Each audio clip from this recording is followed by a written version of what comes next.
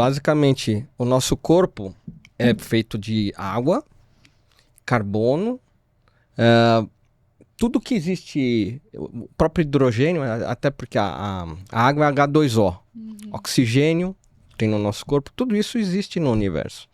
E em abundância, os elementos químicos mais abundantes do universo são os elementos químicos da nossa composição. Olá, começa agora mais um TicTal Podcast. Eu sou o Rei Dias. Na moral, só vem. Eles olham para o universo e estudam o espaço. É isso? Sim. Hoje eu recebo ela, astrônoma Daniele Honorato e o grande aventureiro Marcos Palhares. Uma salva de palmas. Valeu! Obrigado pela presença de vocês. Hoje o papo vai ser literalmente uma viagem pelo espaço e pelas aventuras. Boa. Pelo universo, né? Vamos Boa. falar assim. Viver, né? Vivências, né? Eu queria saber de onde vocês tiraram a ideia de falar, vamos estudar o universo, o espaço, a galáxia. Quer começar? Pode ser. Primeiras damas, né? Eu sempre fui aquela clássica nerd. Eu lembro que no prezinho eu já entrei sabendo ler praticamente e matemática era a minha matéria favorita. Sabia contar melhor do que eu sabia ler. E aí o desenvolvimento foi muito natural. Comecei a participar de Olimpíadas de Matemática, de Física, de Astronomia. Só que eu não sabia da existência do curso de Astronomia. Para mim, as pessoas que falavam de astronomia falavam para fazer documentários. Eu era uma grande fã do Neil deGrasse Tyson. Então, para mim, estudar o espaço era estudar para fazer vídeo legal e a gente assistir. E aí, conforme eu fui crescendo, fui percebendo que eu era de exatas, mas a minha família me influenciava mais aí para engenharia, os professores também. Porém, quando eu li o Guia dos Curiosos, o primeiro capítulo era sobre exploração espacial e astronomia. Eu me encantei e eu fui entender um pouco melhor o que era astronomia, o que era astrofísica, e eu falei, eu quero fazer isso. Eu estava no 5º ano e desde então comecei a falar para todo mundo que eu queria estudar o espaço porque eu via como um detetive do universo e eu sempre fui uma pessoa muito curiosa, então isso me instigou demais. Até que chegou o momento de eu escolher qual vestibular que eu iria fazer e não tinha nada que eu gostasse mais do que astronomia. Então a escolha foi mais que certa, consegui passar logo na primeira chamada, primeira vez no vestibular, então foi sem estresse. E a astronomia acabou me escolhendo. Então você foi mais por essa linha da curiosidade, porque geralmente na infância a galera fica assim, não, eu quero ser um astronauta. Você já passou pela sua mente assim, eu quero estudar para ser um astronauta? Sim ou não? Não, porque eu sempre tive a noção de que para você ser um astronauta, você primeiro tem que ser um esportista. E eu era mais uma pessoa que gostava de ficar lendo e fazendo cálculos do que alguém que estava lá pulando de paraquedas. Você vai ficar no laboratório da NASA, então. Agora, o cara que gosta de se arriscar, ele tá aqui na nossa frente, que é o Marcos. Fala um pouquinho pra gente, Marcos. Olha, Dani, eu vou te dar uma boa notícia, viu?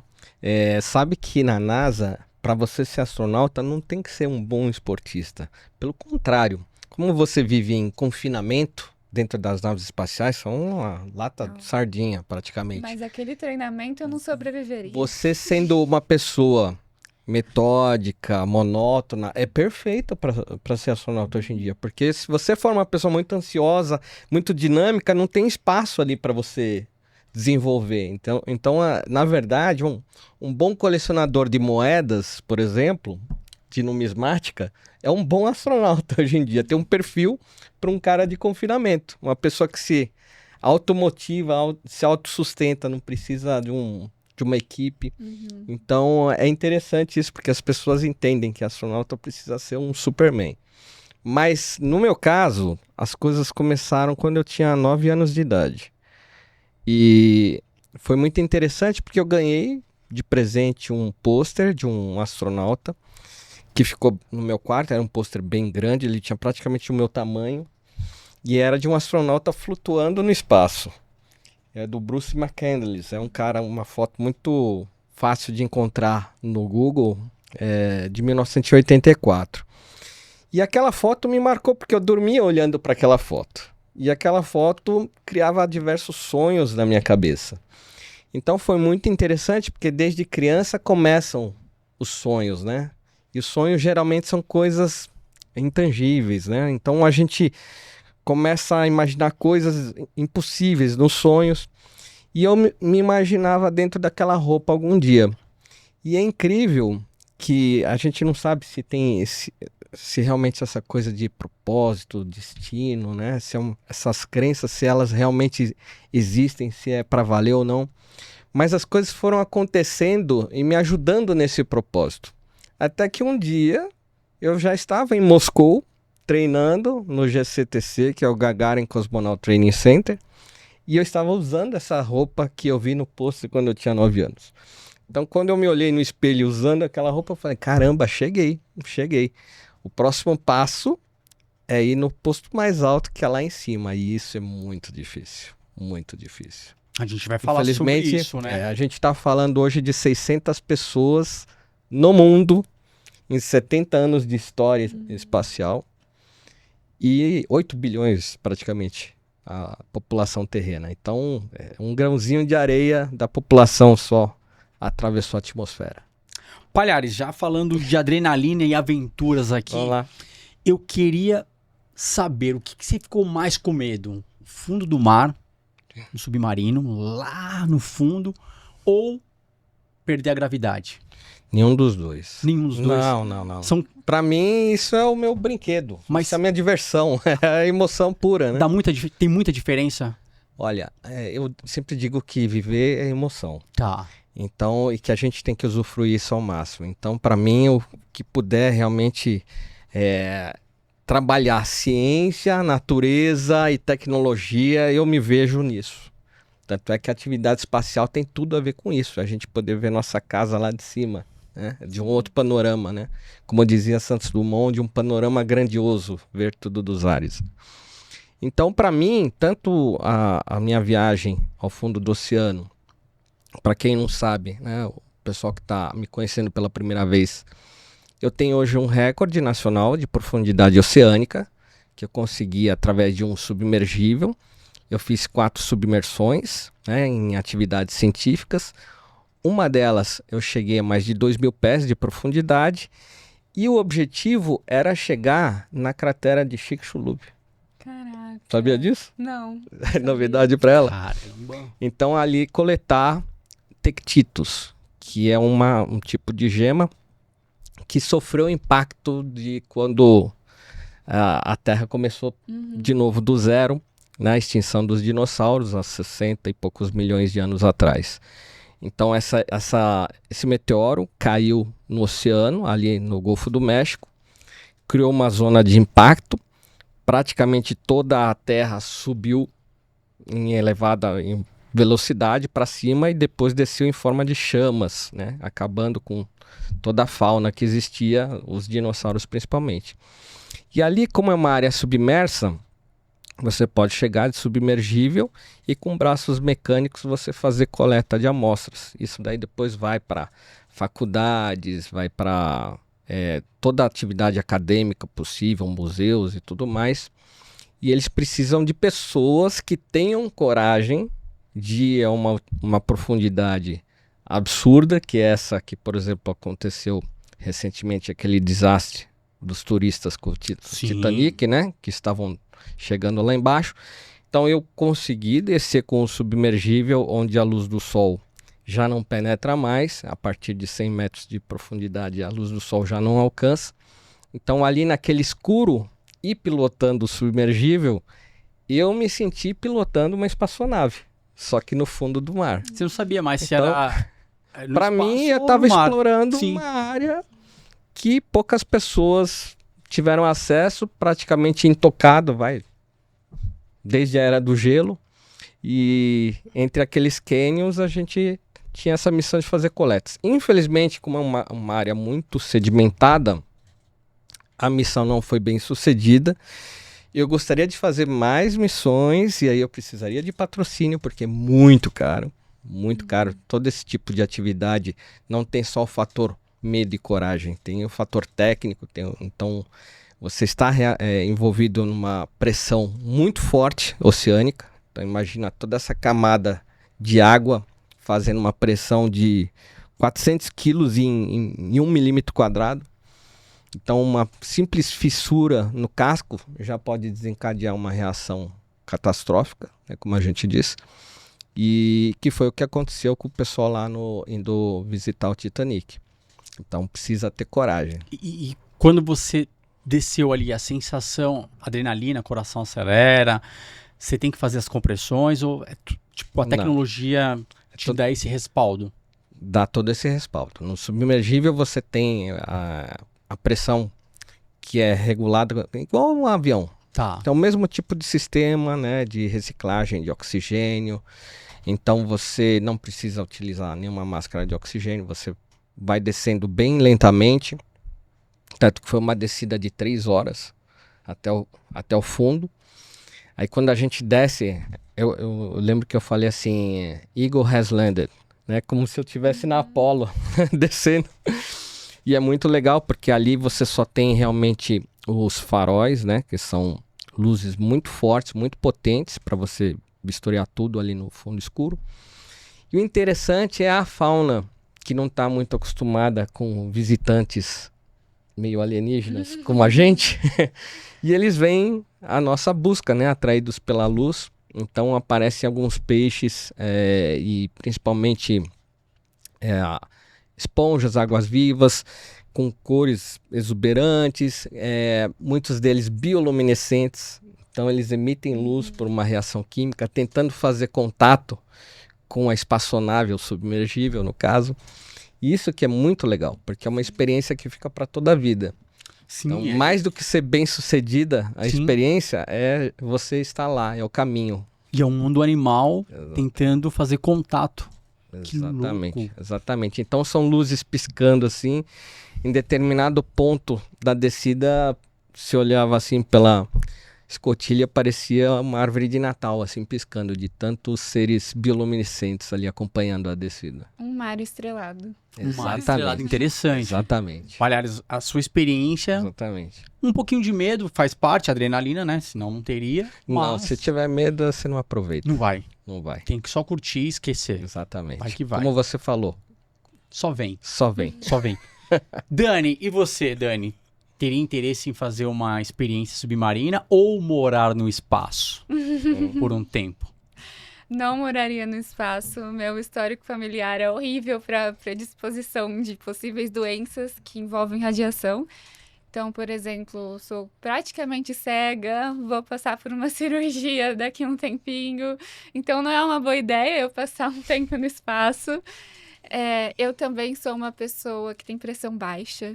Então, frequentemente desmaio com altas temperaturas. Então, apesar de eu gostar de aventuras, eu, por exemplo, gosto de fazer trilhas, como a Gávea, já fui uma vez. Também gosto dessas experiências de mergulho, só que são mergulhos turísticos, porque aquela sensação de você abrir e fechar o olho e não ver diferença nenhuma é muito agoniante. Você ficar horas nessa situação, para mim, não seria nem um pouco agradável.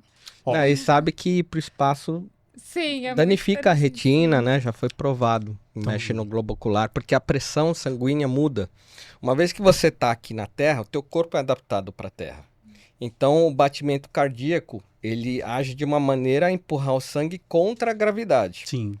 Quando você tá no espaço, que você está em microgravidade, o coração demora um pouco para se adaptar. Ele continua bombeando o sangue como se houvesse gravidade, mas não há.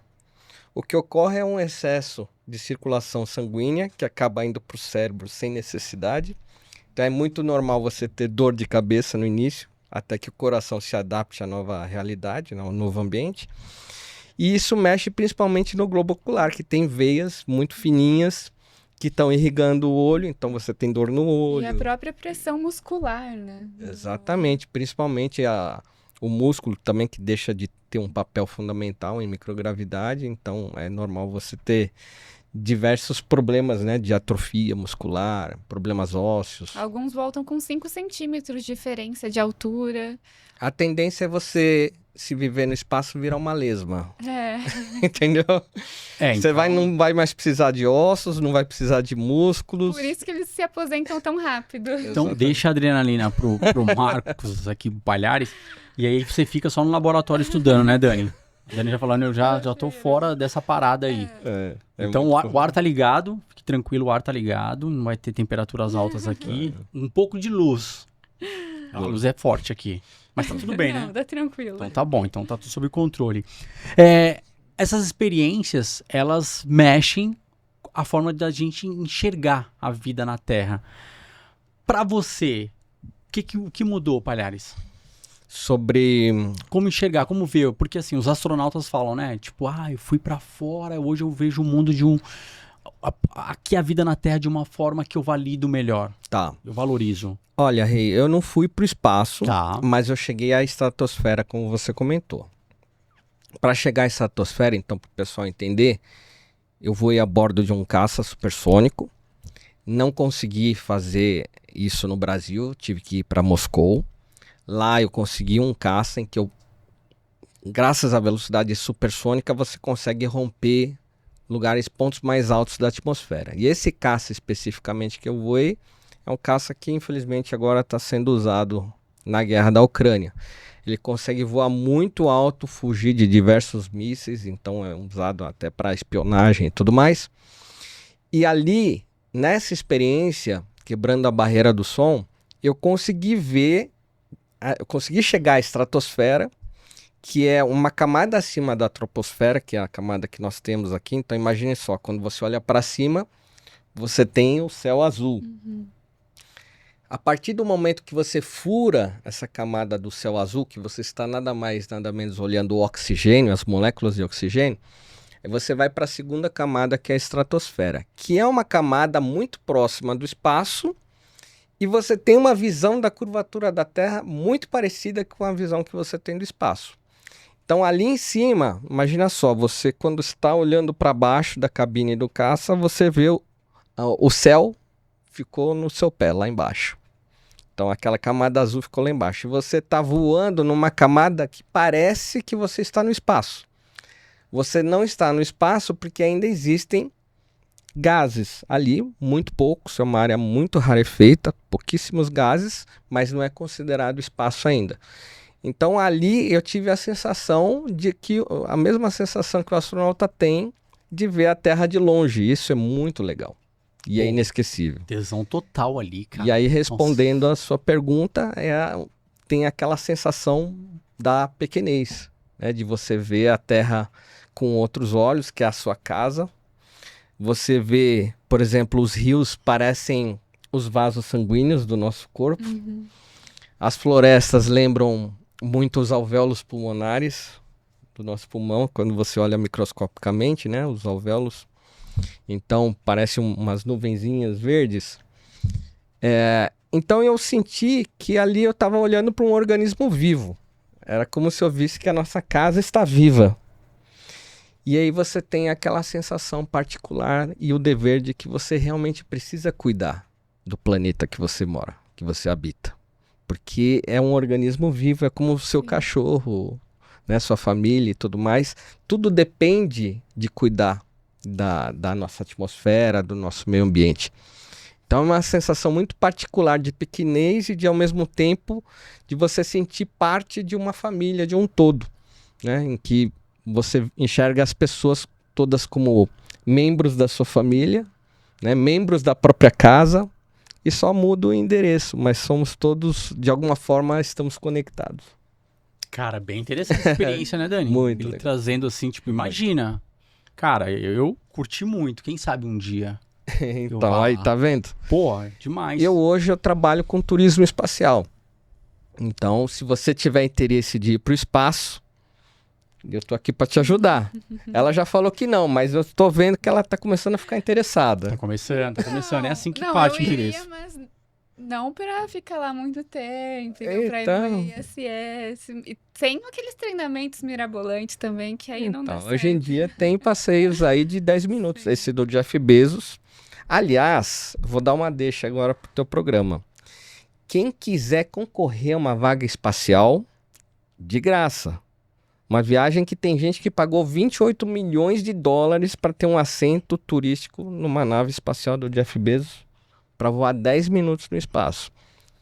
Tem um link no meu Instagram, tá lá na bio. Só clicar nesse link você vai direto para um sistema de torneio que tem ali para escolher um candidato. Pessoas comuns, eles querem pessoas comuns mesmo.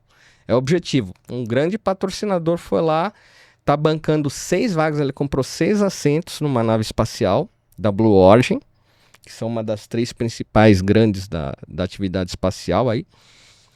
É do Jeff Bezos e tem 6 lugares ali, ele vai dar para 6 pessoas comuns.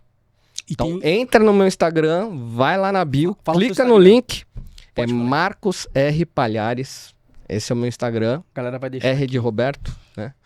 E tudo junto, entra lá, você já está concorrendo, qualquer pessoa pode ganhar.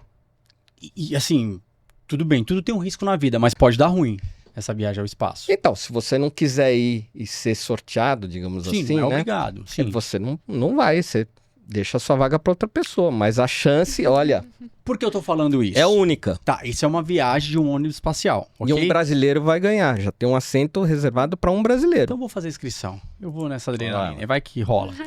Só que é o seguinte, eu já vou entrar pro assunto aqui com a Dani, porque deu ruim o foguete espacial brasileiro no fim do ano agora, não foi? Em dezembro? Ele não era brasileiro. Não era brasileiro, mas foi aqui no Brasil Da o Coreia do lançamento. Sul. Explica pra gente aí, Dani. Eu sou meio perdido, né, nessa ideia, mas eu sou um cara curioso. O lançamento foi em que região aqui no Brasil? Foi na região do Maranhão. Tá.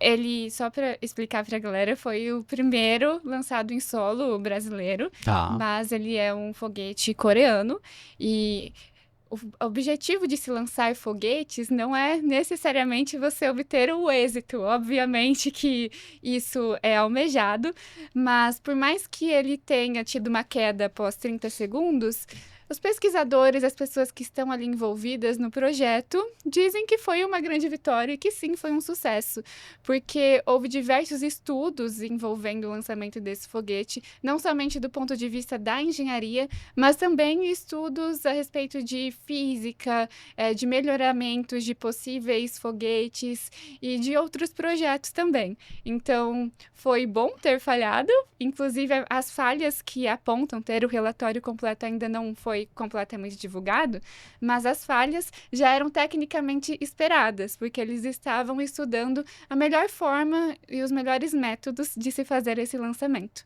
Então, foi um sucesso para todo mundo e é ótimo que outros países estão olhando para o nosso como uma área para se explorar de forma espacial, porque durante muito tempo o Brasil foi ignorado por falta de investimentos, de visibilidades, enfim, N fatores, mas o Brasil é um território muito vasto e na região do Maranhão, a região próxima também do Equador, uma região fantástica, não somente para lançamento de foguetes, como também para observação do céu. Então, a gente teve, por exemplo, o eclipse de Sobral. É uma região incrível, o Brasil tem tudo para ser um expoente aí nas missões espaciais. E olha só, ela tá falando um negócio bem interessante.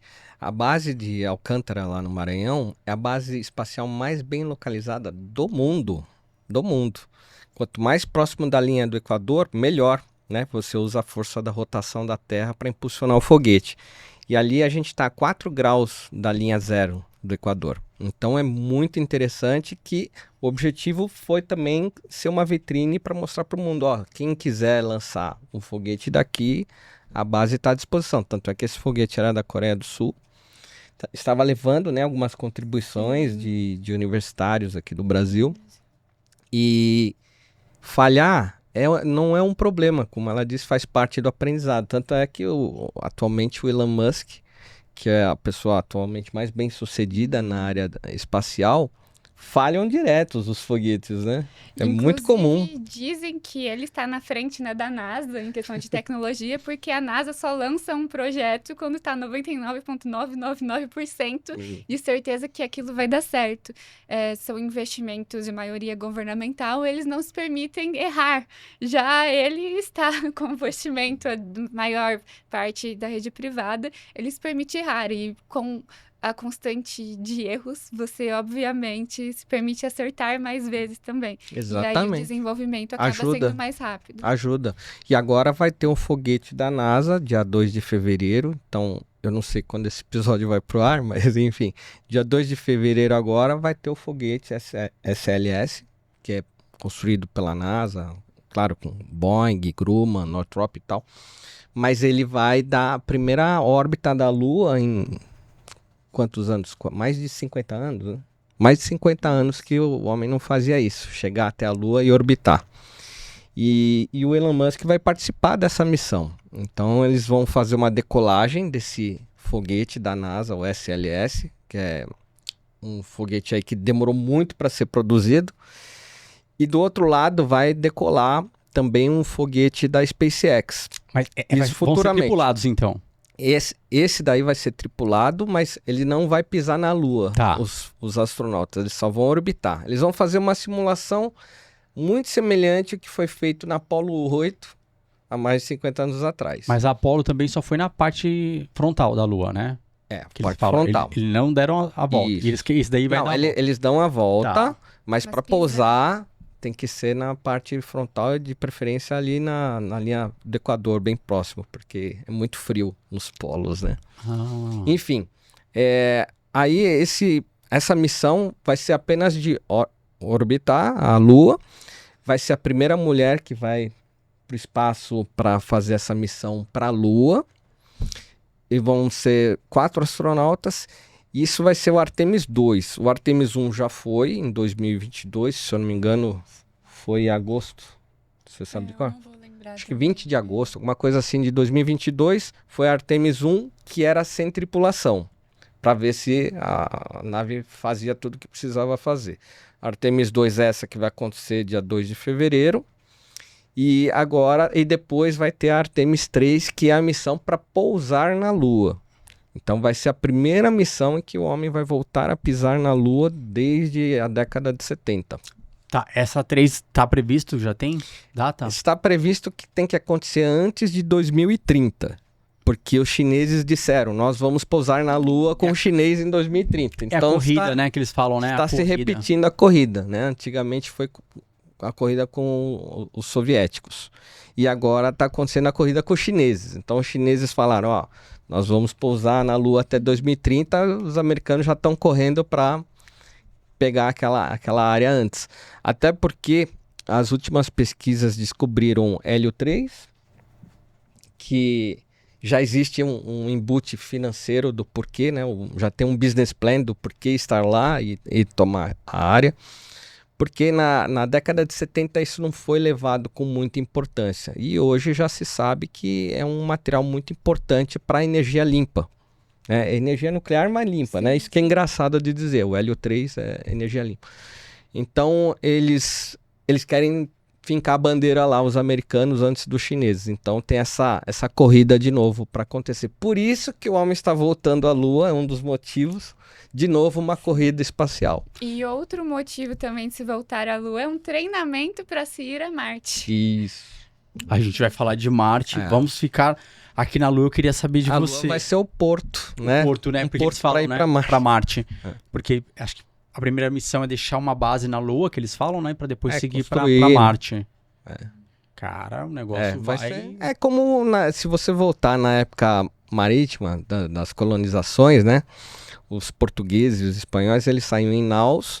Eles não simplesmente Iam foram à deriva, pelo Atlântico. Eles iam parando em várias bases na África, iam montando postos até chegar à conclusão, opa, podemos seguir em frente.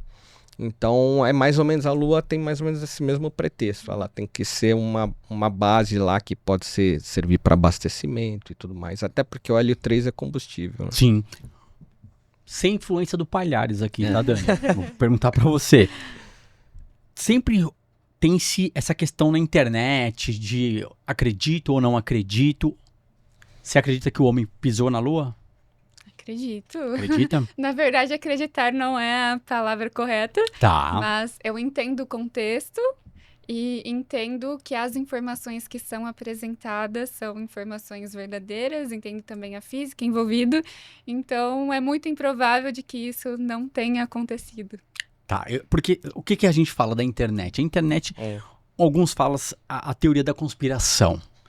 Prova-se que a bota foi feita no estúdio, vocês já viram tudo isso. Quem nunca pesquisou já vai lá só pesquisar, né? O homem foi à lua, não foi? Mas a cirurgia do ET todo mundo acredita. A gente vai chegar também no ET, porque a astrônoma tem que falar sobre isso também. A gente tá falando, né, sobre o espaço. Claro. Você, literalmente, tem convicção real, o homem pisou na lua. Aperta aqui. Ó, essa mão já apertou a mão de 3 astronautas que pisaram na lua. E que não foram pagos para falar que fizeram Exatamente. Bom. Então eu já apertei a mão do Eugene Cernan. Eu lembro a primeira vez que ele entrou na minha sala, ele veio para o Brasil. Eu trabalho com o Marcos Pontes, então ele foi lá na nossa agência. Eu recebi ele deu um aperto de mão assim, quase quebrou os ossos da minha mão. Eu falei assim, caramba, 80 anos com essa força toda, eu quero chegar assim, igual ele, né? E o Eugene Cernan foi o cara que, quando você joga no YouTube, tem os vídeos dele pilotando um Jeep lunar. Então ele foi o último cara a pisar na Lua. Aí eu conheci também o Charles Duke. O Charles Duke, muito legal. Ele deixou autografado uma peça que participou da missão Apollo. Tá lá comigo na minha sala. Estão todos convidados para conhecer o Memorial Aeroespacial. Muito bacana, melhor do que muito museu aqui no Brasil. E aí eu conheci também o Buzz Aldrin, que é o último que está vivo agora. Né? Ele fez, se eu não me engano, dia 20 de janeiro, ele fez 95 ou 96 anos, depois checa aí. E ele é o último sobrevivente. Quando ele ir, não vai sobrar mais nenhum dos homens que pisou na Lua. E o Buzz Aldrin eu conheci num congresso lá na Califórnia, que eu estive lá, tava lá o Elon Musk, presidente da NASA, um monte de gente do mundo aeroespacial.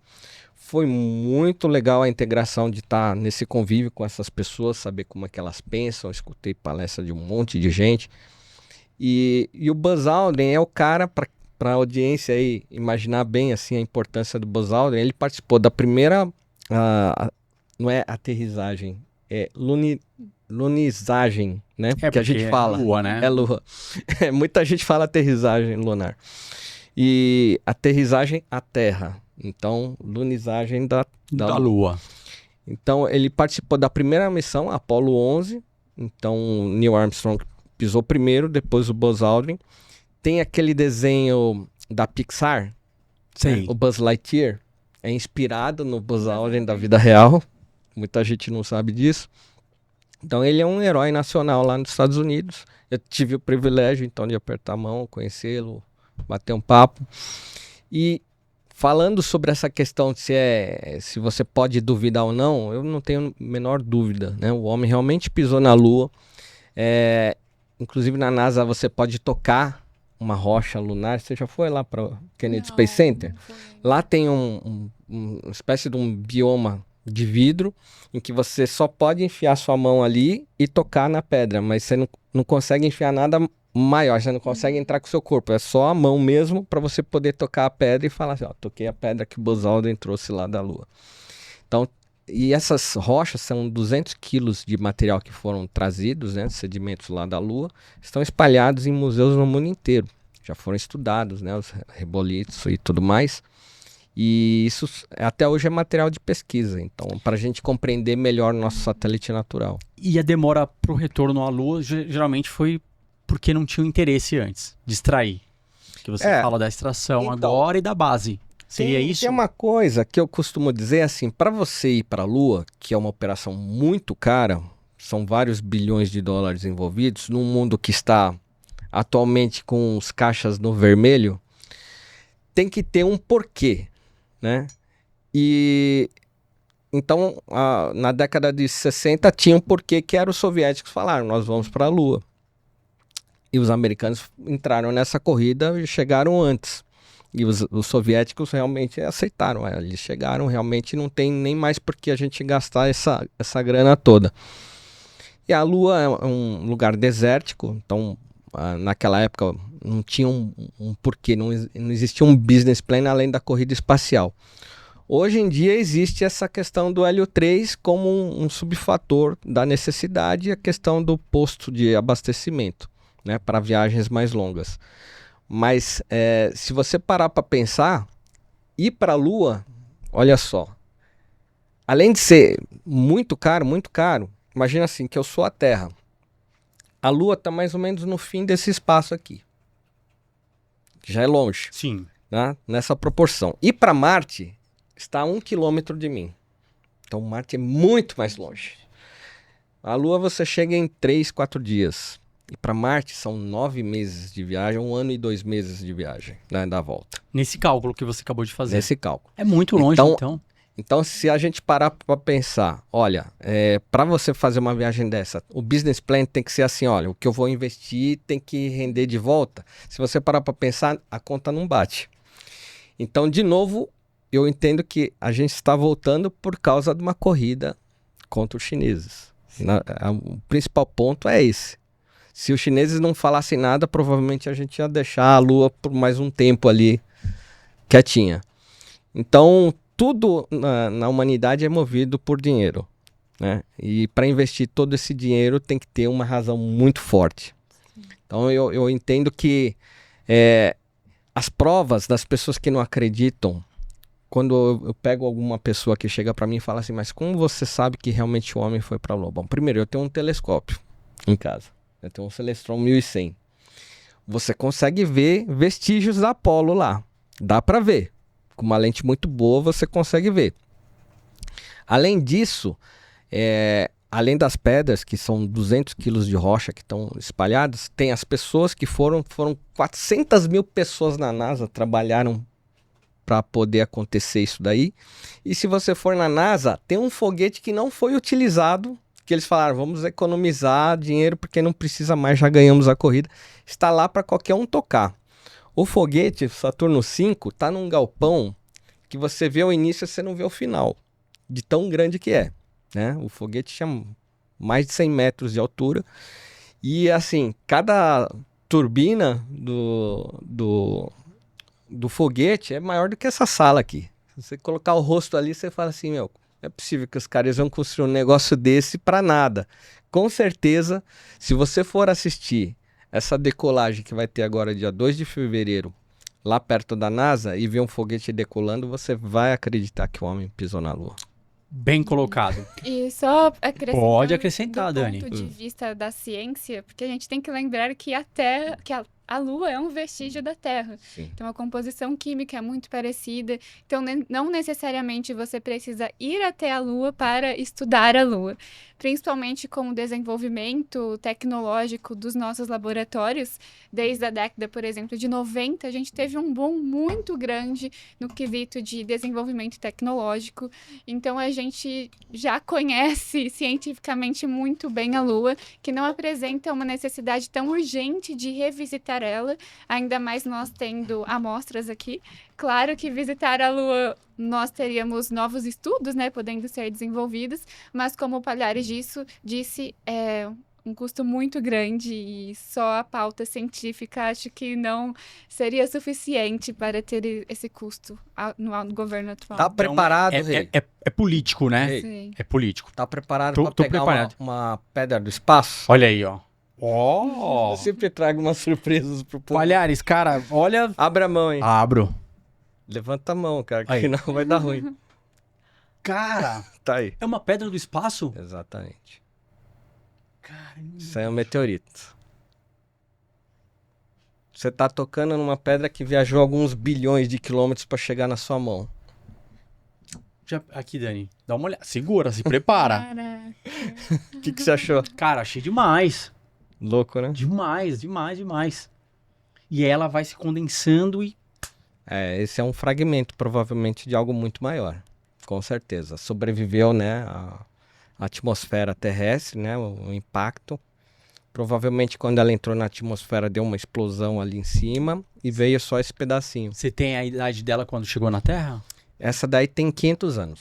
500 anos que chegou, mas você conseguiu essa... Lá no deserto do Atacama. Como eu trabalho com viagens de aventura, eu viajo muito com pessoas especialistas em meteorítica. Por exemplo, hoje eu sou amigo pessoal do maior colecionador de meteorítica do Brasil, que é o Marcelo Mattioli. E ele reconhece meteorito só de olhar assim, de distância. E aí você manda para alguns equipamentos que tem na USP, em que você faz a datação, você faz o levantamento de Já composição. entrei nessa sala. É muito Meu legal. cartão parou de funcionar. Eu estudei lá na USP, no CASP, que é o Clube de Astronomia de São Paulo. E aí eu tive acesso a muitos especialistas. Essa aqui, veja que ela foi cortada Sim, isso em que eu pedaço, tô olhando aqui. porque eu construí essa aliança aqui, ó, pro meu casamento. Eu fiz uma aliança de meteoritos. Ai, que legal. E você levou lá pra análise e a composição dela? Ela tem níquel, cádmio. Basicamente, o forte dela é níquel. 70 a 80% é níquel. Aí tem uns 10% de cádmio. E tem uma outra composição que eu não tô lembrado agora. Mas todos os elementos que tem no espaço tem na Terra. Na Terra, isso. Então, pra você ver que a Terra é tão alienígena quanto as pedras que vêm do espaço. Tudo aqui é igual, são os mesmos elementos. Somente que a gente vai entrar, o 3 de Atlas, né? Vamos lá, depois. Cara, mas Gostou? eu achei demais, cara. É uma energia, assim, eu curto muito, né? Você já percebeu. Pessoal Foi lá da no produção banheiro. aí, tá interessado aí, ó. Não, da produção vai pegar aqui depois, já. Vai lá. A câmera já deu um foco aí. Pronto. Cara, eu achei muito fantástico. Eu gosto, né? A Dani não precisa nem falar, a Dani vibra isso, né? Sim. Vive, é uma história, uma vida aqui. Falando sobre essa questão, você concordou Lembrei, com Palhares. Ferro. Você concordou com Palhares que é a questão política, então. Essa briga, essa corrida, aliás, pra Lua é questões políticas. Porque você definiu bem isso e a Dani complementou. Seria isso. Porque o que tem lá na Lua tem aqui na Terra e tá tudo certo. O hélio 3, o que acontece? O hélio 3 tem na Terra, mas em mínimas quantidades.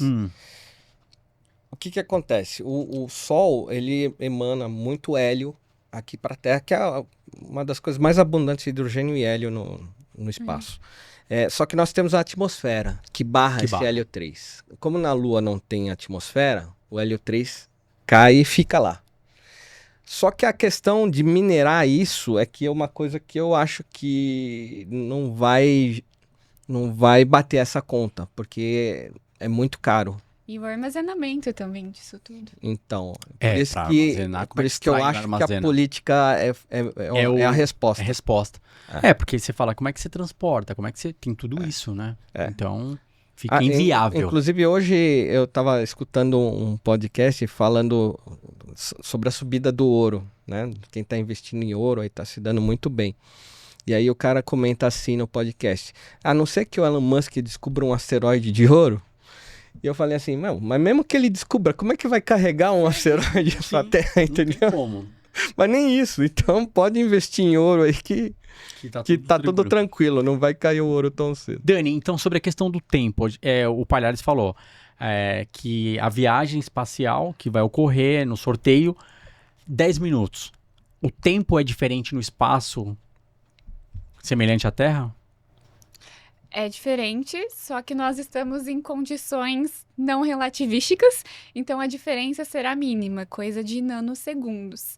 Mas a gente tem que lembrar, as pessoas pensam que o tempo só se dilata com a gravidade, né? A gente costuma usar o exemplo do buraco negro.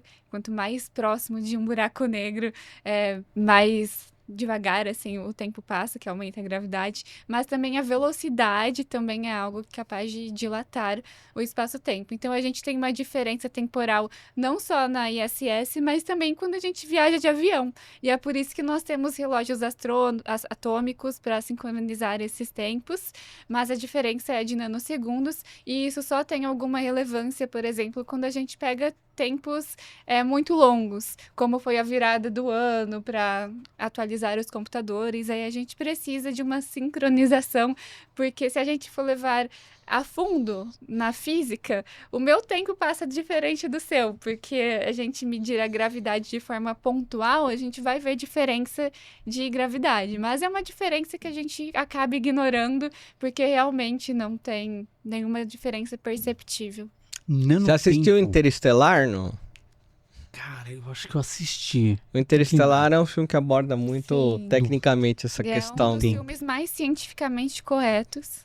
O roteirista foi um grande físico da área de buracos negros. Mas então, falando de filme, qual foi a maior mentira que o cinema contou sobre o espaço? Sobre o espaço. Fala um e depois Bom. a Dani fala outro. Se concordar, ok. Tem aquele filme que chama Gravidade com a Sandra Bullock. Você assistiu? Sim, sim. Gravidade? Nesse filme eu vi ali algumas situações que eles... Bom, tem um lixo, tudo bem. Eles estão orbitando lá a Terra. E aí tem um lixo espacial que vem e começa a destruir a nave deles, onde eles estão. Aí eles ficam sem estação espacial e tudo mais. Naquele filme tem algumas situações ali que eu lembro que eu fiquei meio assim... Cara, como assim? Ela tentando apagar um fogo na estação espacial e ela mesmo não conseguia usar um equipamento extintor. Uma pessoa que chegou lá em cima, testou isso milhares de vezes em terra, embaixo, entendeu? E ali no filme ela não consegue apagar um fogo dentro da estação espacial. Então tem algumas... são detalhes assim pequenos que passam desapercebido para a maioria das pessoas, mas a gente que está vendo aquilo ali, aquela situação, né, que ela está numa emergência e ela esquece de todo o treinamento que levou ela lá para cima a ser escolhida.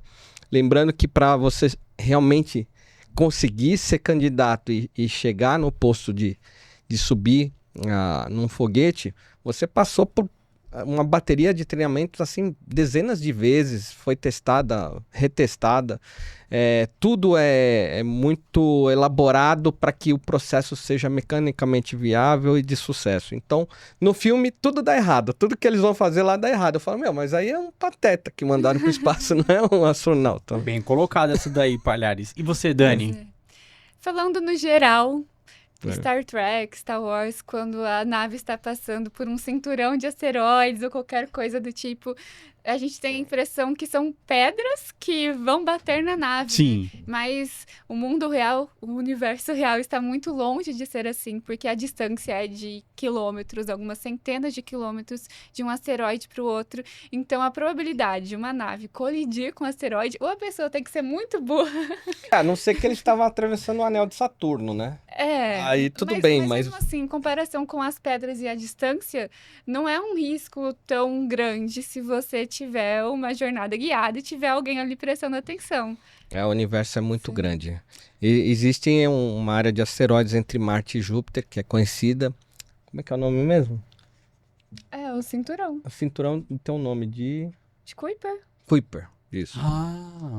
que é é o muito- que ela tá se referindo Sim, aí, sim. que realmente as rochas estão bem separadas. Mas mesmo assim, o cara é bom. O cara tem que ser ruim pra bater, né? Que o filme precisa vender videogame depois, né? Então Entendi. eles têm que botar essas coisas aí, senão não tem videogame. Sim.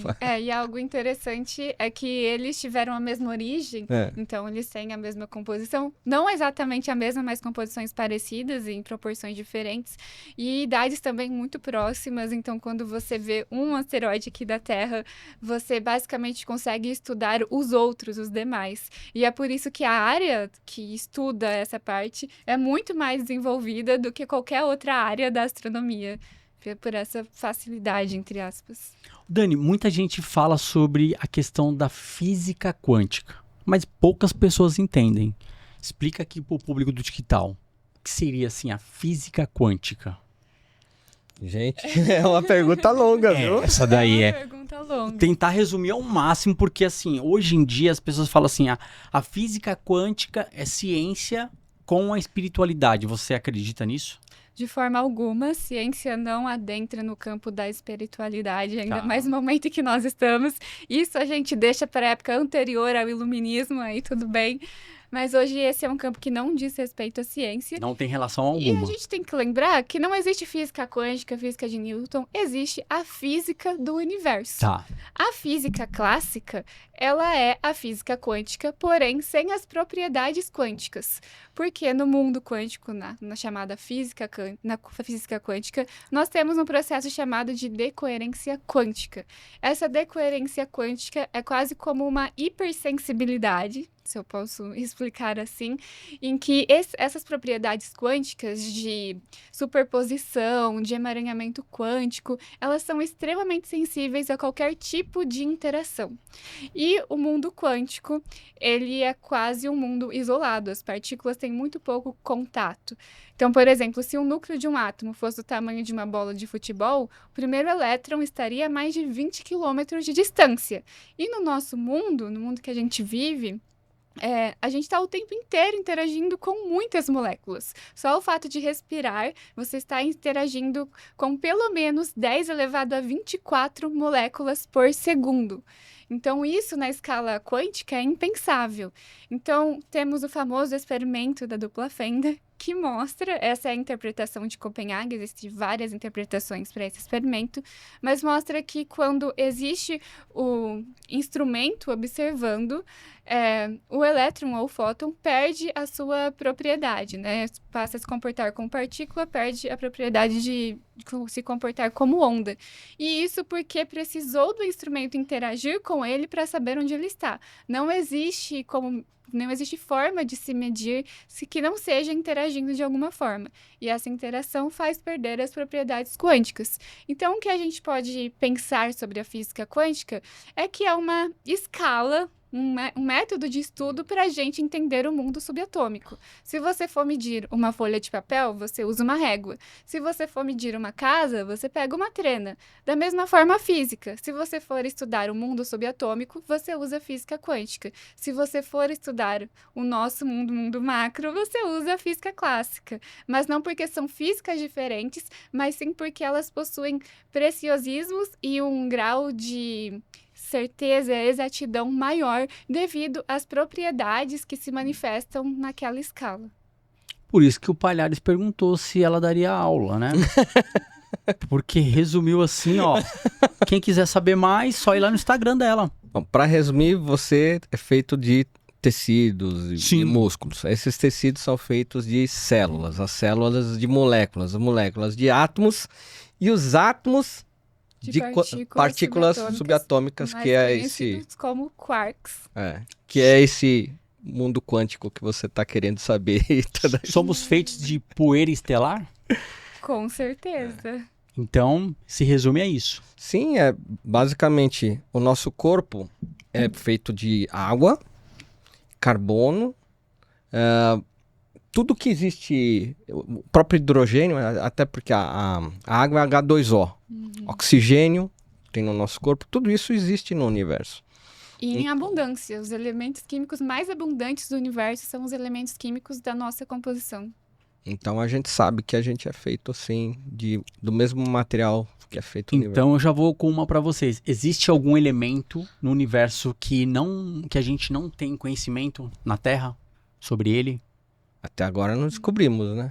Não, a tabela periódica ela é bem concisa e a gente já está num campo muito mais avançado do que descobrir elementos. Os elementos que estão sendo descobertos há algum tempo atrás são elementos não estáveis, então eles só conseguem existir em laboratório, em regiões extremamente controladas. Então esses elementos existem por um período de tempo muito curto, possivelmente em supernovas, em eventos extremamente energéticos, mas eles não estão estáveis para formar planetas e coisas desse tipo.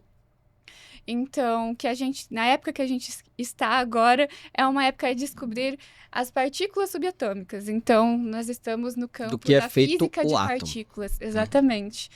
Tá, não, eu entrei nesse papo aqui justamente, né, vindo da linha do tempo, trazendo, porque a gente sabe que ultimamente aí, né, de uns tempos para cá, o nosso sistema solar ele foi sondado pelo cometa 3 e Atlas, né? E aí, segundo alguns, né, internautas, soltaram ali notícias que tinham componentes que a ciência não sabia sobre. Porque ele é um cometa que vem se comportando diferente. Então eu vou primeiro aqui para Dani. O que você me diz o relato sobre essas questões? Quando a gente enxerga um objeto interestelar, nós tentamos encaixar ele nas caixinhas que nós temos, do que nós sabemos que já existimos. Mas nós não conhecemos o universo inteiro, então nós ainda não temos rótulos para tudo que existe no universo. É um processo. Então, com certeza, não é uma nave alienígena. Eu gostaria muito que fosse. Mas as evidências que sustentam essa afirmação são facilmente debatidas. Então, o que eu acho que vai acontecer é uma nova classificação para esse tipo de objeto. Ele se assemelha, assim, a um cometa, que foi a primeira pauta levantada pela NASA, enfim, demais pesquisadores, de que ele se encaixa nessa categoria, mas ele apresenta, sim, algumas anomalias que não diz respeito a um comportamento clássico de cometa. Mas nós temos que lembrar que nós nem saímos ainda fisicamente do nosso sistema solar, nós não descobrimos um planeta de outra galáxia, e esse objeto, ele veio de uma região muito longe da nossa, ele é um objeto interestelar. Então, a gente tem que estar aberto para estudar ele e criar uma nova classificação, que eu acho que é isso que vai acontecer. Na verdade, Rei, ela acho que ela resumiu aí nesse último ponto. A única coisa de novidade que tem nele é que ele veio de outro sistema solar. Ele é muito Isso mais antigo que a Terra. Se eu não me engano, acho que é o segundo que a gente descobre. Acho que que vem. O Momoa foi ele é o terceiro, né? Terceiro. Teve o Momoa e agora o 3 e A única novidade é essa. Só que ele mais é muito antigo raro que da gente ver algum objeto que vem de outro sistema solar. Fora isso, eu não vi nada demais, não. Eu vi muito clickbait só. Sim, não, é porque ele é mais antigo que o Momoa, segundo porque ele se comportou com diferenças. O comportamento da cauda, né? Não foi um comportamento clássico de cometa, mas até mesmo os estudos de cometas são poucos quando se tem aproximação do Sol. Então, ele não obedeceu o que era esperado, mas a gente ainda nem sabe descrever por completo o que é esperado. Mas não é nave espacial. Sim, segundo alguns falam pode ser sonda, mas também eu acho que não, porque bilhões e bilhões de anos, então assim, quem conseguiria viver numa sonda ali? Ou a tecnologia que está naquela sonda não conseguiria ter... Bom, eu tenho uma mente bem aberta para qualquer então possibilidade. pode Eu falar. acredito que possa haver viagens entre galáxias e tudo mais. Tem as teorias, né, dos Sim. buracos de minhoca e tal. Então eu acho que a gente tem que ter sempre a mente aberta. Mas de cara já dava para saber que era, né, um cometa. E a gente já tem muitos padrões que a gente já conhece cometa. Aliás, eu trouxe aqui para vocês mais um presente. Traz aí, ó. A gente gosta dos presentes do Palhares aí para apresentar. Na verdade, não é um presente, para mostrar. Para mostrar pra galera. É um presente pra galera de casa assistir. Olha só. Eu nem sabia que você ia fazer essa pergunta. Tá. É o buraco de minhoca aí que você vai fazer? Isso aqui, não. Isso aqui é um livro. Tá. Vou pedir pra você abrir esse livro e mostrar pra galera. Qualquer página. Na primeira página. Primeira página. Abra a primeira página aqui da... Sim. Isso, aqui. Isso, pronto. O que é isso aí? Isso daí é um livro. Fotografa, né? É um livro de estudo de cometas. De que ano que é esse livro? 1664? Você tá pegando num livro de 400 anos que já se estudava cometas. Olha aí, pra você ter uma ideia como isso não é um assunto novo. Tá aí, ó. Ó, o ano, quer ver? Cadê? Aqui, ó. Tá em romano. Não, tá ali em cima. Aqui, ó. 1664. Ele tá em latim. Esse livro foi feito, impresso em Lisboa. E aí é para mostrar que a gente já estuda o espaço e os cometas há muitos anos. A gente já sabe o que é um cometa. Isso aqui tá fácil pra eu ler. Latim eu domino. Você leu todo ele já? Sim, você pega no Google ali, você acabou, pega um aplicativo, chama Aí. Google Lens, e com a câmera você lê o livro. É muito legal. Ele traduz esperto. automaticamente. Você tá esperto, hein, Sim. palhaço? Só que nem eu. Pode deixar que eu leio tranquilamente. É. Interessante, viu? Um livro de 400 anos aqui, energia pura. Dá uma olhada aí, Dani. Caraca. Lá na USP tem muitos desses livros guardados. Cara. Livros Tem antigos um aí, por Newton escrito à mão. Caralho. do século XV, XVI. Tem muitos livros lá dos astrônomos, os primeiros caras que estavam arranhando a astronomia. E qualquer um pode visitar, não precisa ser aluno. É. E o Palhares falou uma coisa interessante aqui. Eu quero entender também da Dani, porque ela é uma pessoa que estuda. E tem, geralmente o pessoal que estuda é mais na questão de...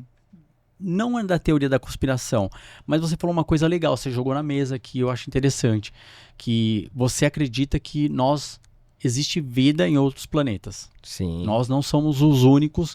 Aí quando a gente fala do nosso sistema solar, você acredita, porque agora a gente pode falar, ou do universo. No nosso sistema solar, eu acredito que exista vida microbiana, Pode ser que em Titã tenha vida, E Europa, não? e Europa, pode ser, porque ali tem o gelo, no caso ela tá falando de Europa, tem uma camada de gelo, tem água, já sabe que tem água embaixo, então pode ter, né? A atividade interna do planeta também acaba aquecendo. Pode ter alguns peixes alienígenas ali. Tá, mas Marte... Água líquida, né? É, Tem água líquida. é real, Marte já acharam que tem fragmentos, teve vida lá no planeta de Marte? Não, Não, tem não. comprovação. Não tem de que comprovação não ainda, existe, então- não. É mito da internet essas paradas aí. Eles deixaram algumas ampolas com o resultado dessa pesquisa que tá lá em Marte para missão que for para Marte pegar isso aí. Pegar e aí É. ver se tem essa Então, os evidência. robôs lá, os rovers, no caso, que Tá. a gente chama, essas sondas, né, robóticas, eles já fizeram os experimentos e tá lá, aguardando alguém pegar. E o que desperta muita curiosidade também são os rios, né, temporários de Marte. Isso Isso. favorece os indícios da É. vida. Existem canais, como aqui na Terra, e quando o rio seca, né, então você sabe que ali existia água corrente, porque pelos seixos, né, as pedras já estão todas limadas ali, já estão arredondadas, então você sabe que ali existia água em abundância. E já se sabe que embaixo de Marte também, embaixo do solo, tem água. E Marte. nos polos tem água em estado sólido, né, que está o gelo. Então, há muitas chances, tem luz, tem água, tem oxigênio um pouquinho só, Zona habitável, já zona habitável, a chance sim de ter vida em Marte. a atmosfera também é importante. É. É, atmosfera. Então, Então- todos os indícios indicam que existe vida. E eu acredito que existe. Só que eu sou o Marcos Palhares, eu não sou a NASA. Quem tem que dizer é a NASA, né? Rapidinho, até pra falar sobre o que a Dani falou um negócio aqui que cara, isso daí ficou me batendo na mente. Você falou que a NASA, ela tem, quando ela vai fazer algum projeto, ela já tem ali 90% até 99% que, tipo, a parada vai dar certo. É isso. Quando a gente fala de outros foguetes que foram lançados justamente, esse que foi lançado no Maranhão, que não deu certo, que deu certo e não deu certo ao mesmo tempo, que foram 30 segundos. São tecnologias diferentes ou a pessoa não... Aliás, são empresas que não deixam ter acesso às tecnologias, é isso? Tem muitas tecnologias que são sigilosas, Tá. tanto da NASA quanto da Elon Musk. É importante para a nação você ter tecnologias exclusivas, até para o seu poder e defesa, mas quando você observa um lançamento, você consegue fazer uma engenharia inversa, digamos assim. Sem falar que a gente tem uma fuga de cérebros como nunca antes. Então, nós temos muitos pesquisadores, inclusive alguns que já perderam a carreira por conta disso, mas existe sim engenharias que são sigilosas. E com a tecnologia hoje, com a IA, isso vai avançar cada vez mais. Vocês acreditam também? Dizem que a IA é para tirar o emprego das pessoas, né? Então, é que IA, quando a gente fala desse campo, IA já está presente há muito tempo, não é algo novo. Principalmente na pesquisa hard science, mas também na engenharia. Então, é algo que todo mundo já está acostumado. E quem trabalha com IA usa não de uma maneira como um guru, mas como um auxiliar, uma ferramenta. Então, como se fosse uma chave de fenda. É algo que já está incorporado à própria atividade da pessoa e não algo que ela vai terceirizar. Segundo o Elon Musk, ele diz que a IA, mais uns quantos anos? Acho que uns 10 anos, não vai mais precisar... Você não vai precisar trabalhar. A gente vai viver um período de abundância. Eu achei meio polêmico isso que ele falou, né? Eu não sei se ele viajou demais, mas ele fala assim, ninguém vai precisar trabalhar, você vai deixar a IA fazer o teu trabalho e você vai ganhar o salário. Eu falei, mas como que você vai ganhar o salário com a IA fazendo isso? Tá meio estranho.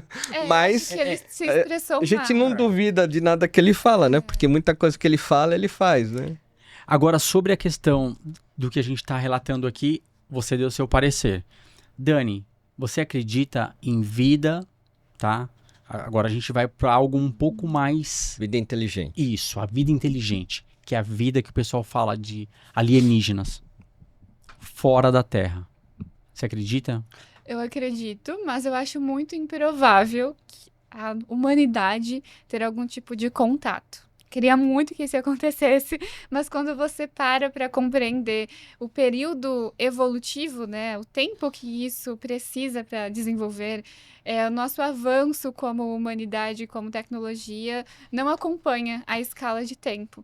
E sem falar do tamanho do universo, é algo imensurável. Então, acho que a gente conseguir conciliar a nossa tecnologia com as distâncias do universo, com o tempo evolutivo para uma civilização chegar nesse ponto, são muitas coisas que precisam se casar, e isso eu acho com uma probabilidade ínfima. Você acredita no buraco de minhoca? Ela não leu O Pequeno Príncipe. É, Você não leu, né? não leu. Leu? Então, Ela tá muito radical. ele fala que ele, pra viajar do planeta dele, ele tinha que tomar uma picada da cobra.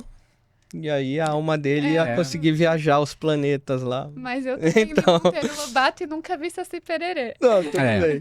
Não, mas ó, se a gente for falar assim, ó, que nem a Dani, ela falou assim, ó, espaço, universo e galáxia. A gente pode definir isso daí, né? Espaço, a gente pode definir como um espaço aéreo, como o nosso espaço do sistema solar. Quando a gente fala universo, vai mais além. São outros... espaço e universo é a mesma coisa. Mas geralmente que assim, o pessoal tá definindo, né, nas camadas. O universo, então, você tem as estrelas, os planetas, os asteroides, os cometas, as nebulosas, né? Enfim, aí você vai... O conceito de universo é realmente ser tudo que existe. Fora do que a gente já tem em evidência. Assim. Inclusive vida fora da Terra. Eu acho assim, respondendo a pergunta anterior, eu acredito... assim como a Dani, em vida fora da Terra. Eu sempre digo nos podcasts que há muita vida, inclusive não há pouca, há muita vida, porque o universo é gigantesco, né? É até difícil você imaginar, se você tiver todos os números. Mas se a gente está falando aí numa escala de mais de 3 trilhões de estrelas que existem no universo, imagine quantos planetas tem. E se você entrar numa simples probabilidade matemática, você vai chegar à conclusão que 0,0001% vai dar um número ainda gigante de vida inteligente no universo. Então, eu acredito nisso. E eu acredito, aí diferente da Dani, que há a possibilidade, sim, de um alienígena nos visitar com tecnologias que nós ainda nem imaginamos. Então, por isso que eu falo, mente aberta. Eu sou mente aberta total. Né, com tecnologias que a gente não conhece, com a atual tecnologia que a gente tem, que depende ainda de combustível fóssil e tudo mais, sim. De fato, não tem como. Então, com a nossa tecnologia, não dá para imaginar que um ser venha de outro planeta. Mas com tecnologias que nós não conhecemos, quem sabe? Mas então, eu não duvido. A questão também de tempo, espaço e eles irem pro buraco de minhoca. Encurtar. Então, você viu o Interestelar, então? Sim, mas eu também já vi outros canais que, faz alguns resumos sobre isso. Você acredita, Dani, nessas questões? Porque você pode fazer as viagens senão você não acredita mesmo em Star Trek. Não. Porque o ponto do buraco de minhoca é que você precisa de uma matéria exótica ou a gente chama de matéria exótica, uma matéria que ela se comporta com uma pressão oposta à da matéria bariônica. Então, a gente precisa de algo estável. Já que a matéria atrai, a gente precisaria de uma matéria que expulsa tudo para você conseguir manter esse buraco de minhoca estável. Quando você olha para a matemática, isso é completamente possível, encaixa nas equações, soluções da relatividade, enfim. Porém, nunca nada parecido foi observado. Tem alguns estudos, quando a gente olha para o vácuo quântico, que talvez uma partícula desse tipo pode surgir espontaneamente durante nanosegundos, mas são estudos de laboratórios, ainda não tem nenhuma observação de fatos, é tudo meramente especulação com base em cálculos matemáticos. E se isso fosse observado, seria no nível subatômico, não seria em nível macro. Então, para a gente ter uma viagem espacial por buraco de minhoca, a gente precisa de uma matéria exótica no macro, né? Isso é o que os estudos atuais dizem. Sim. Se você voltar 100 anos no tempo, o principal cientista de Paris escreveu: é impossível e já está provado à luz da matemática o ser humano flutuar no ar. Santos Dumont estava em Paris, ele estava assistindo a construção da Torre Eiffel. O nome desse astrônomo, que é o Lalande, está até hoje na base da Torre Eiffel, uma homenagem a esse astrônomo famoso de Paris. Santos Dumont assistiu a construção da torre e foi lá e fez o avião. Então, para você ver que muitas das coisas que a gente estuda na nossa época, a gente não tem tecnologia suficiente para avaliar o próximo passo. Então, por isso que eu tenho a mente aberta e eu acredito sim na Mas eu viagem. acho que o buraco de minhoca diz respeito a algo que precisa existir na natureza, não uma tecnologia desenvolvida por nós. Porque assim, o que acontece? Dentro desse universo, não de especulação, mas vamos chamar a mente aberta, que eu também tenho, e ninguém tá querendo aqui forçar você, Dani, a acreditar na gente. Mas só pra você, eles falam dos portais. Então, pode ser tecnologias que o ser humano, nós homens aqui, não temos acesso. Porque já falaram sobre isso, né? O Stargate? Isso. Não, nem essas. São outras, né? Que, tipo, relatos de avistamentos, relatos de portais, relatos. Então, tem inúmeros relatos. E eu queria saber de vocês, tá? Você que é um cara que também já, tipo, vive mais olhando pro céu do que pra terra. Não é verdade? A gente é curioso. Você também, né, Dani? Você nunca viu nada? Então, eu não vi. Assim, eu tenho um material, assim como esse livro, Tá. que eu garimpei. É um material de 1713, em que há um relato, a pessoa escreve, né, em um português bem arcaico, ela relata que ela vê fenômenos no céu que brilhavam de diversas cores e ficavam parados e às vezes lutavam entre si. Você pode considerar como uma mentira, que o cara escreveu para vender livro na época, ou avaliar que já naquela época já se via avistamentos realmente que a tecnologia da época não podia explicar, e que a gente chama de OVNI, objeto voador não identificado. Mas Que não necessariamente é uma nave espacial, é um objeto voador não identificado. Então, esse tipo de mistério me aguça muito, né? Saber que existem coisas que a gente não consegue explicar no que a gente aprende. E sempre existirão. Sempre existirão. Então, por isso, no meu entender, eu acredito que a gente poderá visitar, sim, outros planetas, poderá chegar a descobrir essa velocidade de dobra, enfim, todos os tipos de viajar na luz, enfim, tudo que a nossa imaginação prega nos filmes, trazer para a realidade. Porque a história tem provado isso, né? Se você pegar os primeiros livros, aliás, os primeiros filmes mudos, isso eu estou falando do início do século XX, 1900 e nada, já mostravam a viagem à Lua. O Júlio Verne, é muito legal isso, ele escreveu um livro em 1868, exatamente 100 anos antes do homem pisar na Lua, ele escreveu um livro da Terra à Lua. E é a história do homem que pega um foguete e vai para a Lua. E se você pegar 1868, as ruas de Paris ainda eram a lampião. Não tinha nem... Mal e mal tinha energia elétrica. Estava começando a energia elétrica. E um escritor, não era nem cientista, era um escritor de ficção, na época, já previa o formato do foguete e já previa como a gente chegaria na Lua. Olha só como a imaginação pode se transformar em realidade. O cara estava visionário, 100 anos à frente do tempo. Então, o que ele estava imaginando, na época, seria impossível para qualquer pessoa. E isso atiçava a curiosidade humana e nós chegamos lá. A ideia do átomo surgiu 5 séculos antes de Cristo, né? Sim, mas Dani, agora o Palhares ele respondeu aqui, ele já colocou a conclusão dele, ninguém quer mudar você, mas você já viu alguma coisa? Não. Amigos, pessoal que estudiosos, tipo, junto com você, falou, eu vi um objeto não identificado. Tenho amigos conhecidos que dizem já ter vistos, inclusive em Brasília.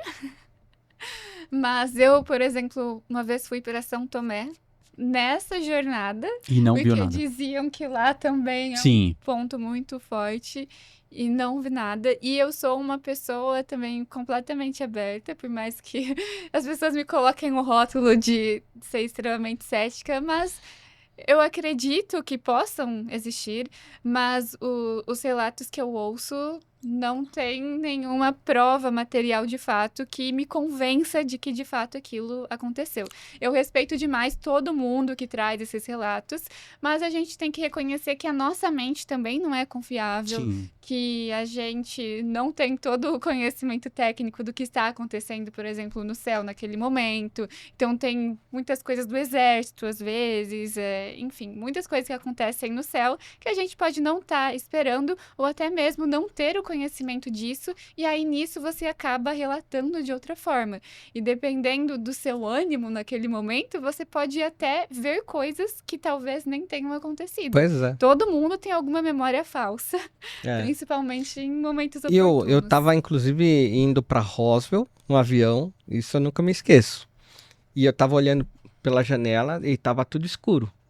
E aí eu vi uma luz da janela, que eu não sabia se era a luz do avião, se era a luz de uma outra coisa, de uma cidade, porque tava tudo escuro, breu total.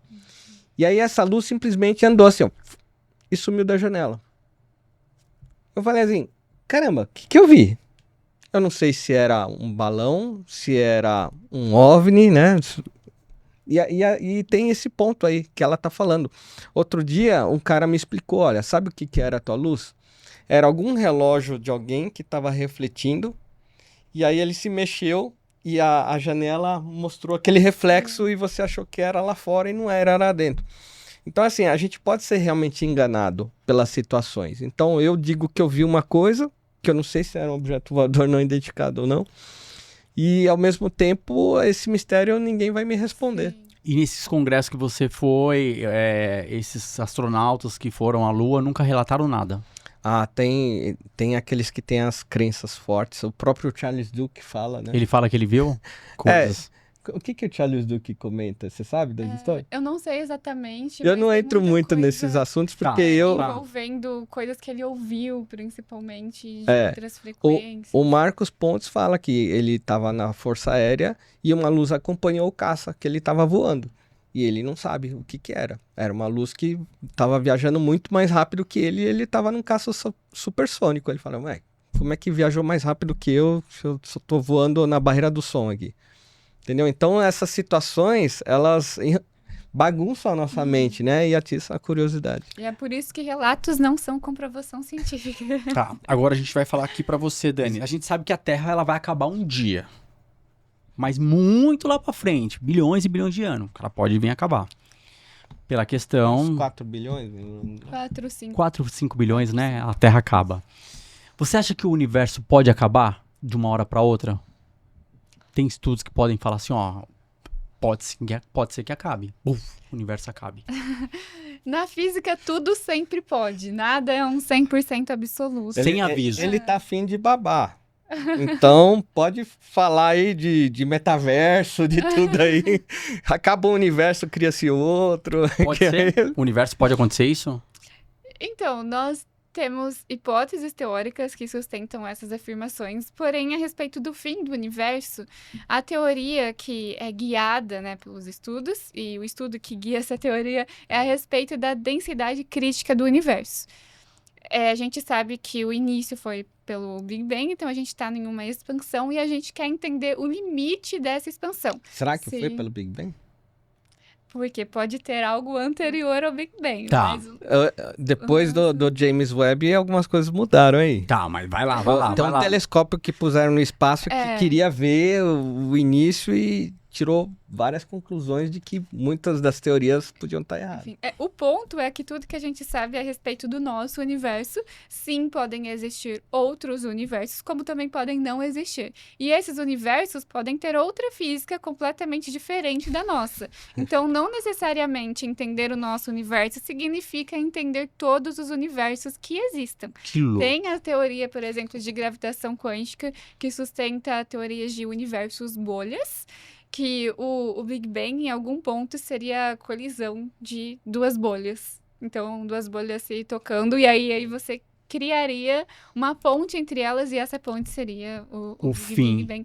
E existem teorias também de que existem como se fosse uma piscina e várias bolinhas jogadas, e cada bolinha fosse um universo. Então, o universo seria muito maior do que o nosso, e o nosso seria um concentrado, uma região concentrada de um universo muito grande. E aí, entre essas concentrações de estrelas e galáxias, que a gente denomina como sendo o nosso universo, existem regiões de extremos vazios e depois regiões mais densas de galáxias, que a gente poderia tratar como sendo outros universos. Mas falando a respeito do fim, estudando a densidade crítica do universo, até onde irá essa expansão, chegou-se à conclusão de que o universo vai se expandir para sempre, então essa expansão não terá fim, até chegar a um ponto de que as interações serão muito poucas e o universo irá se apagar, porque não terá mais relações entre estrelas, galáxias, para gerarem novos objetos, novos tipos de galáxias ou estrelas, enfim. Então, vai essa se teoria apagar. que ela tá falando Ufa. é que todo o universo cabia num átomo. Sim. É meio difícil de imaginar um negócio desse. Não E é aí, bem assim. Eu tenho minhas ressalvas. Não é bem assim. É porque a gente não entende de fato que é singularidade. A própria palavra singularidade reflete isso. Porque é algo que foge da física como nós conhecemos hoje. O universo nem sempre foi guiado pela física que guia ele hoje. Então, nesse ponto da singularidade, é uma região onde o próprio conceito de dimensão não faz sentido. Então, falar que ele era do tamanho de um átomo, isso é algo para divulgação científica, porque a dimensão não faz sentido, porque o próprio conceito de espaço-tempo ainda não existia. Então, a dimensão temporal também não tinha tempo, era como se fosse presente, passado, futuro ao Tudo mesmo ao tempo. mesmo tempo. Exato. E como se todo o universo estivesse em uma região, não é bem assim, porque não existia ainda nenhuma molécula, nenhum átomo, nem estrelas, nem galáxias. O que existia eram as 4 forças, então, força forte, força eletromagnética, Força força fraca. fraca e a gravidade, se ela for uma força.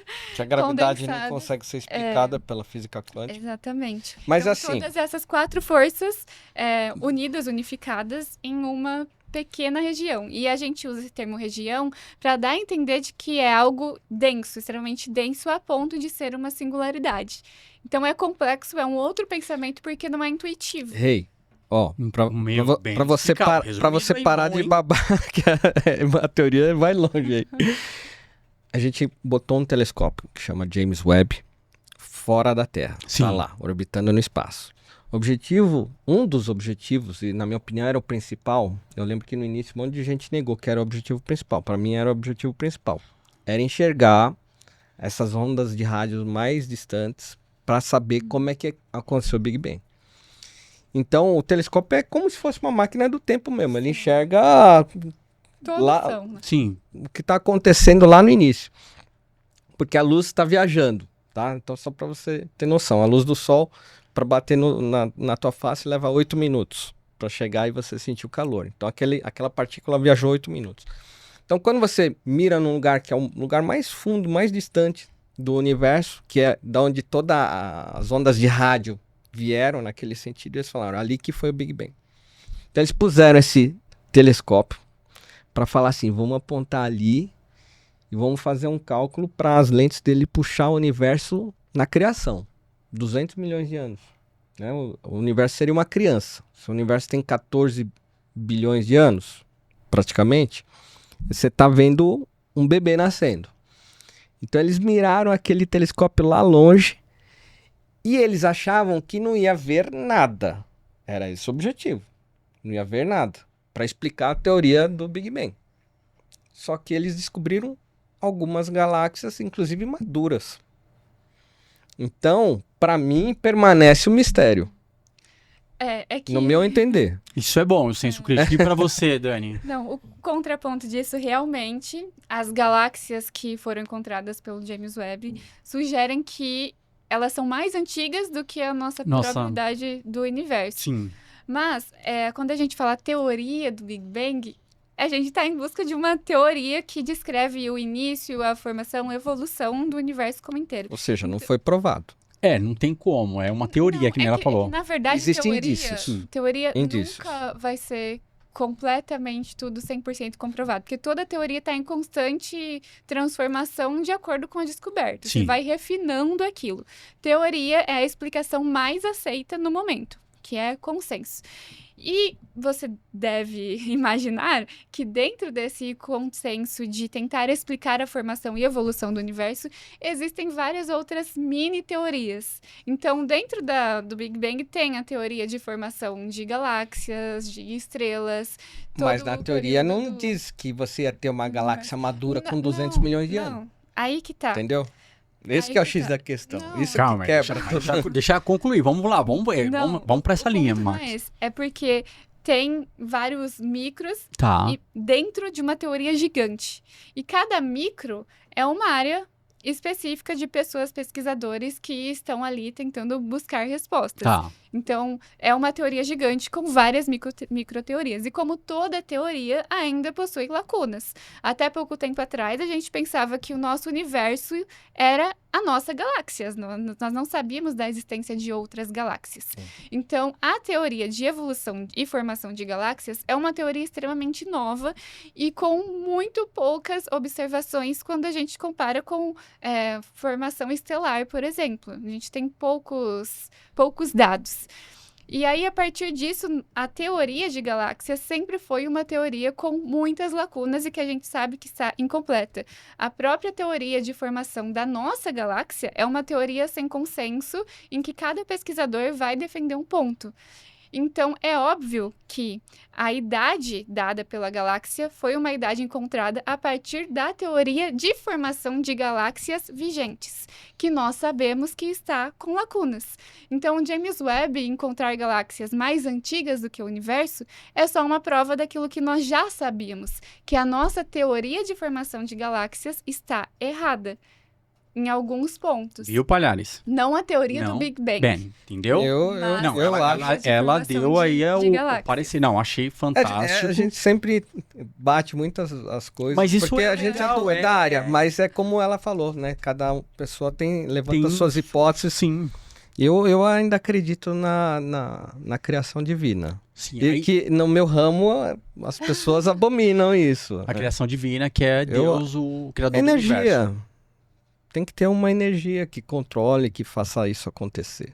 As coisas- Interessante. eu acredito nisso. Mas aí a gente deixa para um próximo episódio, porque vai ter muita coisa pra gente falar. Agora é o seguinte, pra acalmares os ânimos, cada um tem o seu ponto de vista, eu tenho o meu, e é legal, bacana isso, porque a Sim. crítica construtiva só faz a gente evoluir como espécie. Se o universo acabasse agora, o que você faria, Dani? Se você soubesse. Que tipo, o meteoro vai abraçar a gente igual os vai ter dinossauros? o universo vai acabar, vai colapsar, que nem ela falou. A teoria diz que as pessoas saem correndo para comprar papel higiênico. Papel higiênico. Não sei porquê, mas Você vai adiantar. você ia comprar o papel higiênico, então. Não, você ia faria o quê? Não, é que já Pego- aconteceu Eu sei, situações. sei, que as pegaria o avião, vou encontrar com toda a minha família e Quando reunir um aconteceu aí. churrascão. Não, olha, eu ia buscar uma caverna bem funda para me enfiar lá dentro. Não, mas Quem sabe Vai ali eu acabar, escapo vai ali. explodir tudo, ele acabou. Não existe mais nem universo.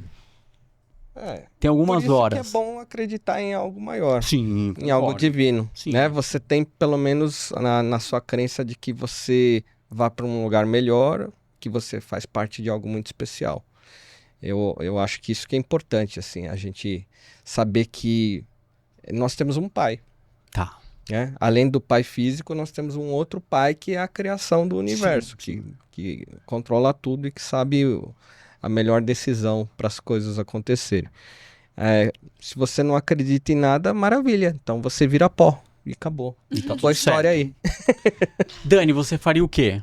Você tomaria um gin, tônica, e aí assistir um programa, falar, não, vou dar uma relaxada aqui, que daqui a pouco tá indo embora. Eu chamaria as pessoas que eu gosto e tomaria um vinho, assim como eu tento fazer Pra nos relaxar. finais de semana. Pronto. Aconteceu isso no Titanic. Quando ele estava afundando, o pessoal começou a tocar violino, né? Isso, Tipo, falar, enquanto fazer parte que afundava, né? gosta, quem quiser lá, o E Jack eu pega a sou- Rose. Eu sou da opinião de que quem responde algo muito mirabolante pra essa pergunta tá vivendo errado. Ah, isso aí, ó. Então, legal. É. Olha, eu não tenho o que falar.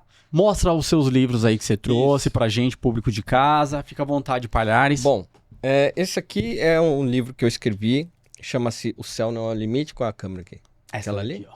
Então, tá aqui, O céu não é o limite. O Céu Não é o Limite. Tá vendo, Dani? Então, O isso céu não é o aqui limite. conta a história da minha vida, desde quando eu tinha lá os 9 anos de idade e tudo mais. Como é que eu entrei nesse mundo aeroespacial, né? Hoje eu sou guia nos telescópios lá no Atacama, né? No ALMA, no ESO Paranal. Participo ativamente do mundo da astronáutica, então agora 2 meses atrás eu estava com 100 astronautas recebendo aqui em São Paulo. Então as pessoas têm muita curiosidade, né, sobre as minhas aventuras, minhas explorações. É um mundo totalmente diferente e atípico da maioria das pessoas, então eu condensei tudo isso nesse livro. Muitas pessoas me agradecem, dizem que choraram no livro, que riram, que se emocionaram. Então é um livro motivacional que busca também plantar uma semente de superação para todo mundo que lê. Por isso o título Céu Não é o Limite. Então aqui a capa, eu estou num avião de caça. Essa aqui era a vista que eu tinha da estratosfera. É você mesmo aí na capa? Sou eu. Cara, que interessante. Aí o Photoshop aqui deram essa empurrada aqui na imagem para mostrar que eu estava em velocidade supersônica. Então esse que é o objetivo. E colocaram aqui um eclipse solar total. Hoje eu sou guia também em eclipses solares totais. Quem tiver interesse, do dia 6 ao dia 12 de agosto, eu estou levando um grupo com a agência Marcos Pontes. É só entrar no site agenciamarcospontes.com.br. A gente vai assistir lá num vulcão na Islândia, a eclipse solar total. Vai ser muito legal, então uma experiência divina. Quem assistiu um eclipse solar total sabe como é que é. Cara, muito bonita a capa do livro também, parabéns. E ele é todo feito para brilhar, então ele tem efeitos holográficos, meio espacial. Aqui é o avião que eu voei, lá na Rússia, que é o MiG-29. E esse outro livro, aliás, esse aqui tem a introdução escrita pelo astronauta Marcos Pontes. Esse outro livro aqui tem o epílogo escrito pelo Osiris Silva, que é uma espécie de Santos Dumont do mundo da aviação, pós-Santos Dumont. Então ele é o fundador da Embraer, está vivo, vai fazer agora acho que 95 anos. A capa muito legal desse livro, quem inventou o avião, né? Ele é exatamente o mesmo estilo visual que a gente importou da época dos almanaques de Júlio Verne. Então lembra que eu falei do Júlio Verne, o visionário? Santos Dumont era leitor assíduo de Júlio Verne, antes dele ser o grande Santos Dumont. Então, a imaginação de Júlio Verne atiçou ele a ser um inventor, para tentar pôr na prática o que o Júlio Verne escrevia nos livros. Então, eu fiz um livro com o mesmo estilo visual de almanaque, e esse livro aqui é uma documentação histórica da história da aviação, ou seja, eu puxei material jornalístico na época. Sim, em 1900 existia jornal, existia impressoras rodando ali ativamente, e eu puxei todo esse material documentado como nunca foi feito antes para provar que Santos Dumont inventou o avião e não os Wright Brothers, como a propaganda americana quer impor para a gente. Então tem uma polêmica bem interessante, e aí eu uso jornais americanos, ou seja, estadunidenses da época, para mostrar que não existia um voo provado dos irmãos Wright na época. Eu condensei, traduzi todos esses materiais e junto com o Osiris Silva está aqui quem inventou o avião para provar que o Brasil tem heróis e que nós somos um povo com uma capacidade para construir grandes coisas. Cara, bem interessante, hein? E quem tiver interesse em adquirir esses livros pode entrar no site marcospalhares.com.br, que aí você consegue a cópia direto do autor comigo, que eu vou poder fazer uma dedicatória, ou, enfim, na Amazon, Mercado Livre e outras formas de adquirir esse livro. Você foi um Sherlock Holmes, foi lá investigar e trouxe a prova. Quem inventou o avião? Santos Dumont. Você viu esse livro? Você viu esse livro que eu tenho aqui? Isso aqui é um dos milhares de livros que eu tenho antigos, guardados e armazenados, e que esses livros não estão hoje nem acessíveis para inteligência artificial e nem na internet. E por isso que eu consegui escrever a história usando documentos antigos que não estão na rede. E por isso que quando você vai numa IA e pergunta quem inventou o avião, eles vão dizer Wright Brothers. Mas os materiais da época que não estavam na internet estão nesse livro. Para provar o contrário. Então já sabem, galera de casa, quer adquirir, só entrar, a gente vai deixar também o link aqui do Instagram do Marcos Palhares, e aí você vai ter acesso à história verídica. É isso aí. É o seguinte, Dani, deixe suas redes, o microfone é seu, eu quero agradecer imensamente, o público do TikTok também agradece imensamente a sua participação, a sua presença, foi enriquecedora, e fique à vontade, deixe suas redes. Primeiramente, agradecer pelo convite. Eu sou Honorato DN em todas as redes sociais. Tenho um canal no YouTube aqui também, com o meu nome, Daniele Honorato. Convido a todas para conhecer também os meus e-books. Esse ano pretendo lançar o meu primeiro livro. Tenho um e-book sobre física quântica e um e-book com 10 passos para observar o céu.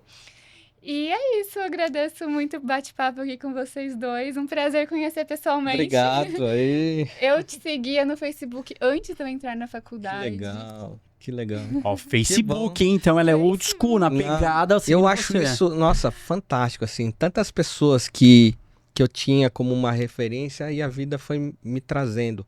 Mais um dos mistérios que a ciência não pode explicar, né? A lei da atração. A gente vai chegando nas pessoas por um acaso. O próprio astronauta Marcos Pontes, hoje nós temos uma sociedade num negócio e eu era um fã mensurável e a vida me trouxe assim por um acaso numa viagem, uma passagem de avião comprada em que a gente sentou lado a lado e fomos juntos para os Estados Unidos conversando. Então veja como é que é, coisas que a ciência nunca vai conseguir explicar. Só a Será? física quântica. Quem sabe o que é estar por trás de divino, né? É isso aí. Marcos Palhares, prazer imenso ter você aqui. Legal. Foi uma honra, foi enriquecedor aí o bate-papo. Legal. Fique à vontade, deixe seu comentário, suas redes, pra galera de casa do Então, TikTok. pessoal, olha, meu Instagram, por favor, me sigam, é Marcos R. Palhares. Lá no meu Instagram você tem um link para, se você tiver interesse em viajar fora do planeta Terra, ter uma visão, um panorama grandioso da nossa casa, você tem a chance de concorrer a um voo espacial. Clica lá no link, precisa instalar o Telegram para abrir o teu link e você já estará concorrendo. Aí no Facebook você me encontra como Marcos Roberto Palhares e tem o meu site que é marcospalhares.com.br, que você me acompanha. Ali sim eu estou sempre munindo ali todo o meu material, você tem acesso aos livros, aos passeios. Eu estarei na Islândia de 6 a 12 de agosto para levar um grupo para assistir lá junto de um vulcão lá na Islândia, o incrível passeio para eclipse solar total. Venham comigo, o céu não é o limite. É isso aí, galera. E se esse papo fez você olhar diferente pro céu, já sabe. Compartilhe, inscreva-se no canal, fortaleça e deixe seus comentários. Hoje eu estive aqui com Marcos Palhares e Daniele Honorato. É isso aí. E ó, eu já quero deixar para vocês o seguinte. Se vocês curtiram o episódio de hoje, já comenta ali, já traz novos relatos, deixe seus questionamentos, façam suas perguntas, porque aí a gente pode trazer eles para um novo bate-papo aí. Fechou? Eu sou o Rei Dias, agradeço imensamente. Sigam nossas redes aqui no Vertical, estamos no TikTok, Kawaii, Instagram e no Spotify. É isso aí, Rei Dias do TikTok. Na moral, mais uma vez, tamo junto, só vai uma salva de palmas. Valeu! Valeu!